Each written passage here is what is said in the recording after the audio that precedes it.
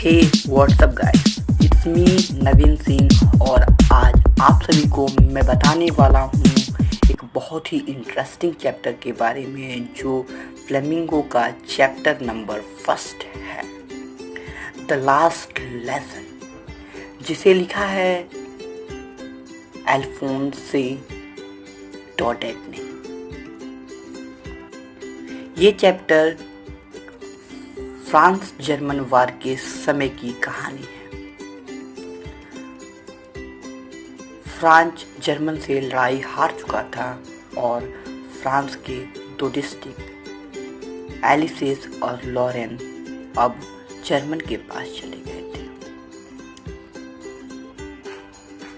तो अब क्या होगा जब ये 2 शहर लॉरेन और एलिसेस जर्मन के पास है। तो इस कहानी का जो मेन कैरेक्टर है वो एक छोटा सा बच्चा है जिसका नाम है फ्रेंच। फ्रेंच उस दिन स्कूल के लिए लेट हो चुका था और उसे याद आता है कि आज स्कूल में जो टीचर हैं एम हैमल, वो उससे पार्टिसिपल के बारे में पूछने वाले हैं। मगर फ्रेंच को पार्टिसिपल का पी भी नहीं आता था। तो वो सोचता है कि स्कूल में जाके डांट खाने से अच्छा होगा कि वो स्कूल को बंक कर देता है। उसके दिमाग में ये सोच इसलिए आता है क्योंकि फॉरेस्ट के पीछे चिड़ियों की चहचहाने की आवाज़ आती रहती है और ग्राउंड में जो जर्मनी के आर्मी है वो परेड करती रहती है। इसकी आवाज़ सुनकर ये डिसाइड करता है कि वो क्लास बंक कर दे, मगर गर्मी बहुत रहती है। इसके कारण वो अपने इस डिसीजन से पीछे हट जाता है और स्कूल की तरफ अपने पैर बढ़ाने लगता है।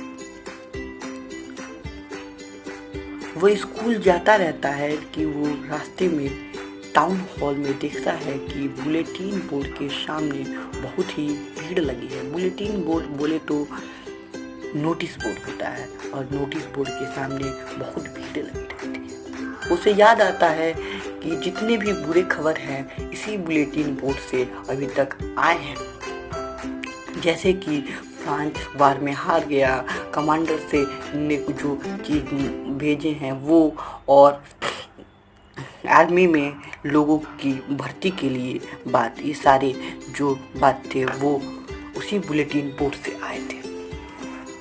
तो एक बार उसे कुछ बोलता है और उसे लगता है फ्रेंच को कि वो उसका मजाक उड़ा रहा है। ये सोचकर वो वहाँ से चला जाता है। जब वो स्कूल के पास पहुँचता है तो वहाँ पे बहुत ही साइलेंस होता है, लेकिन डेली उस टाइम पे वहाँ पे थोड़ा बहुत शोर होता रहता था। तो उसे लगता है कि आज मैं क्लास में जाऊंगा तो पक्का पीटूंगा क्योंकि आज मेरा लेट हो चुका है। मगर इस बात को नज़रअंदाज करते हुए वो क्लास में जाता है। वो डरा हुआ रहता है, लेकिन एम हैमल बड़े ही प्यार से कहते हैं, hey little friend, go to your seat. मुझे बहुत आश्चर्य होता है कि एम हैमल आज इतना प्यार से क्यों बोल रहे हैं, क्योंकि जो एम हैमल हैं बहुत ही हार्ड टीचर हैं, बहुत ही स्ट्रिक्ट टीचर हैं। वो इतने प्यार से नहीं रहते हैं, परंतु आज उनका लास्ट लेसन था, इसीलिए वो बहुत ही प्यार से उससे बात कर रहे थे। फिर से उसकी नज़रें एम हैमल की हरी जैकेट पे जाती है और सिल्क के काले टोपी पे जिसपे कढ़ाई की होती है।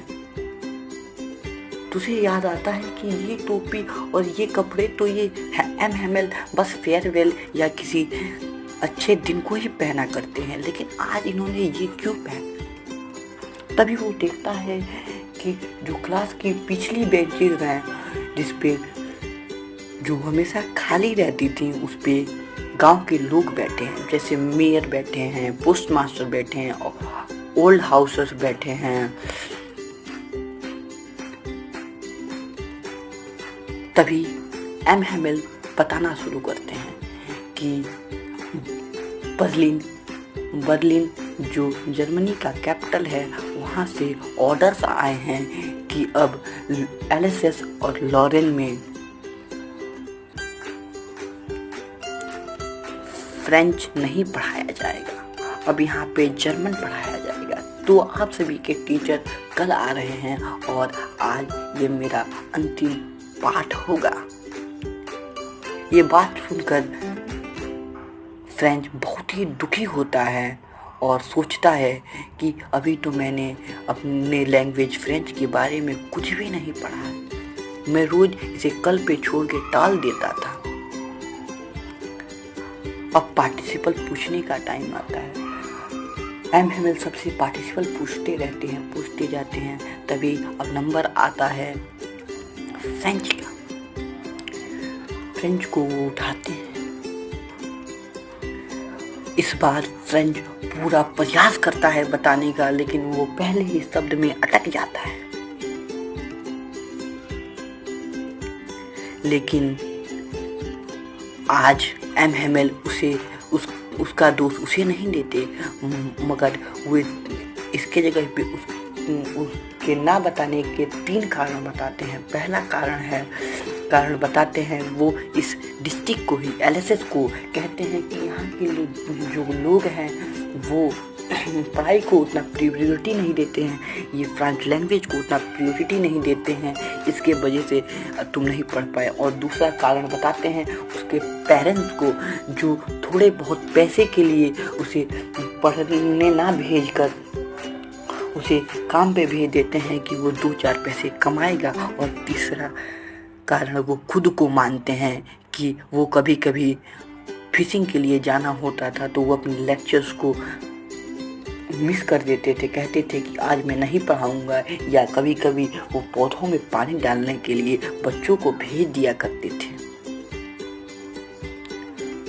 अब ग्रामर खत्म हो जाता है तब वो शुरू करते हैं राइटिंग।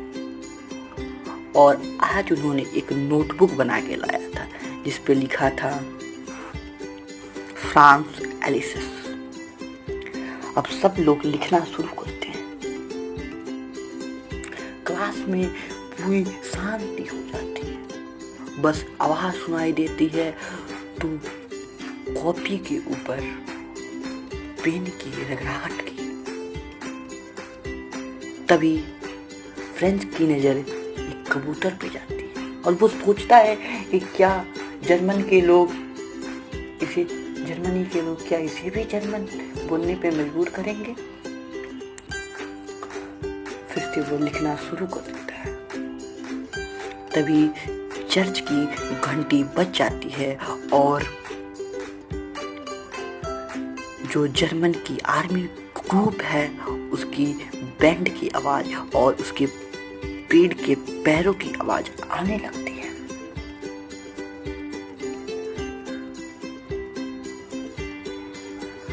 अब लास्ट में जो एम हैमिल हैं वो इतने इमोशनल हो जाते हैं कि वो बोर्ड की तरफ घूमते हैं और बोर्ड पे बस एक ही शब्द वाइव ला फ्रांस, जिसका मतलब होता है long live France, long live France. उसके बाद वो बिना पीछे मुड़े क्लास से निकल जाते हैं और क्लास ओवर हो जाती है।